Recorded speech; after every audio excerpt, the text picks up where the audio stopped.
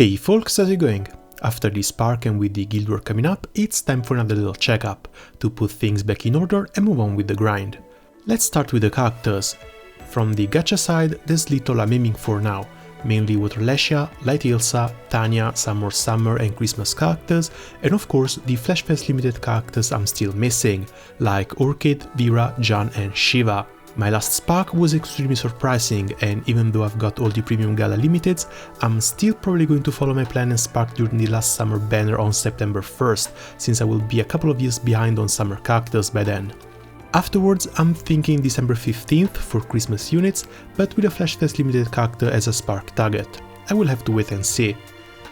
Since it will be quite a while until then though, I'm having enough idea to make a big mistake and use my 0 ticket on Granblue.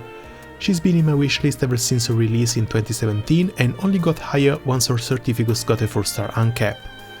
With how absurdly strong Lumberjack is, I would much rather go for a certificate than one of the 100 gold moon weapons.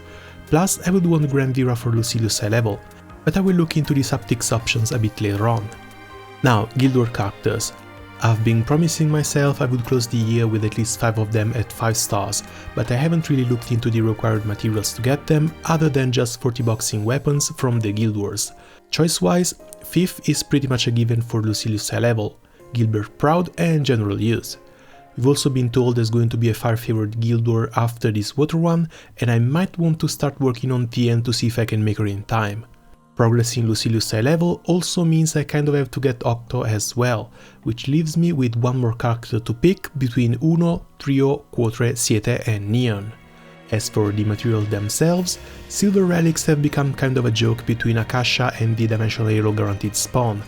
The 4-star uncap eating away 300 quartz per element though finds me extremely short on water ones, otherwise I can go for 3 of them almost safely. Crafting the gold relic is going to require a ton of low tier mats, but other than water holes, I seem to be fine here. The issue is going to come from trying to go the 40 box route, not so much from just awakening 10 more revenant weapons, but changing their element, since it's going to eat away 2500 low orbs and worlds. I think I can manage just fine by juggling the elements between earth, wind, fire and dark, else I've got to redo some old magna or event weapons. Next up, the Evokers. Now that I'm done with the ones I was most interested in, it's time to go for power. The next ones in my sights are Kame, Gazenboger and Alanan, but I will probably start with this last one since I've been wanting an upgraded sun for a while now.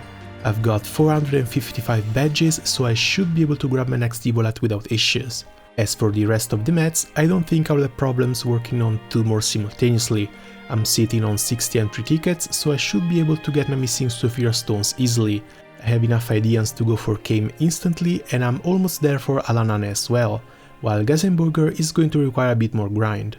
The first issue comes from the Astras. Having just completed Throw, I'm pretty much starting from scratch, so I've got the 300 Flameborn Astra grind in front of me, while Kame is much closer at almost 90%. None of the other mats pose much of an issue. Alanan and Kame share the Aquila root fragments, and that's what I'll be locking myself into, so I shouldn't end up short on them either. I think I can spend the Evolet on Kame while leaving the sun up to SSR and wait for the other guild war to come to pass for the 5th Evolite, while Gazenboger is going to have to wait for the Arcarum update in summer that's supposed to make recruiting Evokers so easy a lot of people might grab all 10 before the year ends, as Kimura himself put it in the Famitsu interview. As far as the grids go, with the 3rd Europa hub I'm pretty much done with all the Magna 2 ones. I'm interested in trying a gun grid for Dark, which is going to take some more Avatar grind, but that's about it for Magna. For Primals instead, the anniversary brought me a 2nd rank ball, 2 Folia bows and a 2nd Europa spear, so a single Sunlight stone and a few Dama bars here and there means I can finally upgrade to a Varuna grid. I've been looking at GameWin's recommendations and apparently I should be fine for a couple of Cosmos stuff based grids, as well as a 100% crit rate grid by combining 1 Europa spear and 2 Folia bows.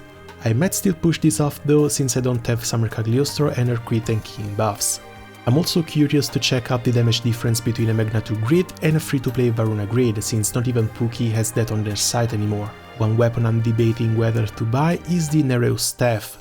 It would be perfect for a full staff grid and possibly extremely helpful for Lucilius high level as well, but it's 30 gold moons and it will push me off the 0 ticket. Another primal grid that wouldn't require that much of an investment to complete would be a Titan grid with Kame, Skills of Dominion and the All Might Battle Axe.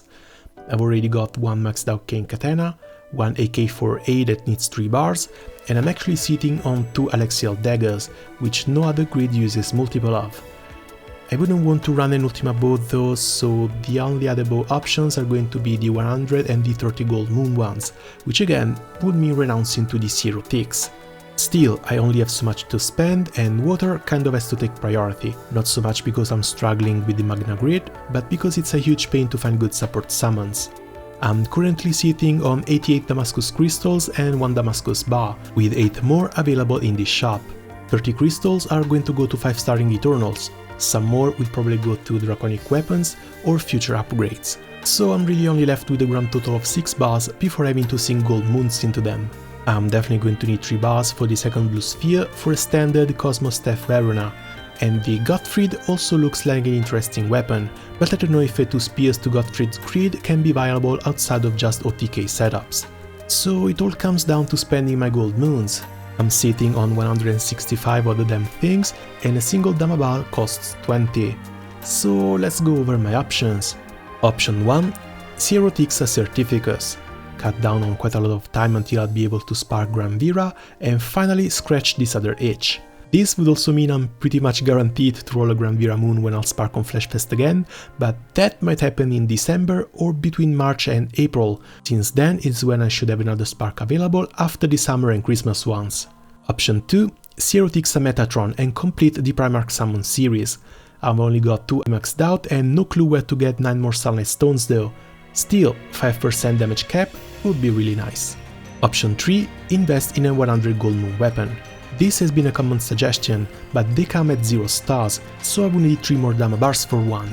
My only option here would be the Water Katana, since it might be cool on Kengo and actually benefit from Varuna.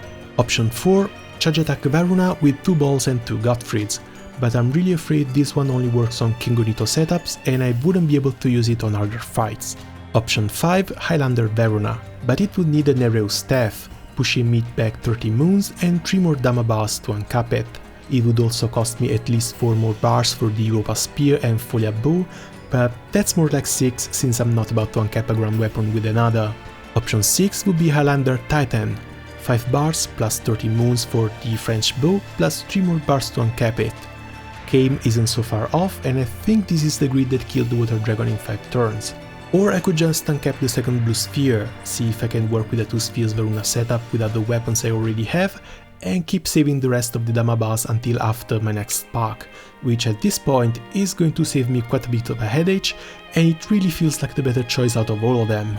Anyway, the Water Guild War is approaching fast, so I'll be experimenting with both grids and some new characters soon. As far as the list of content to clear, it's been mostly the same. I've been busy grinding to complete my grids and take down the new dragons, and haven't gone back to focus on solo raid trophies or Prod Plus fights, which at this point I'll start looking into after the next Guild War. So that's going to be it from me for the moment. I'm still a bit lost and confused about Primal Water setups, but I guess I'll get there little by little. See you guys soon. Ciao!